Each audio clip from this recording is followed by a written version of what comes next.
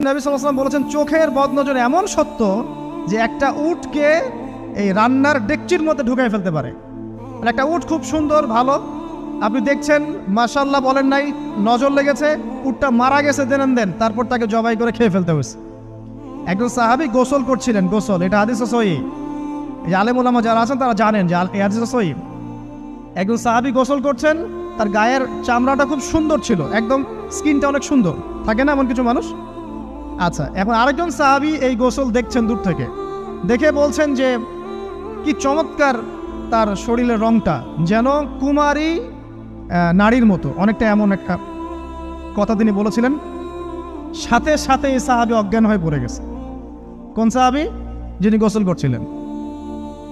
এটার আপনি কোনো ব্যাখ্যা দিতে পারবেন না, তো এখানে কোনো সায়েন্স দিয়ে বা মেডিকেল সায়েন্স দিয়ে আপনি কোনো ব্যাখ্যা করতে পারবেন না।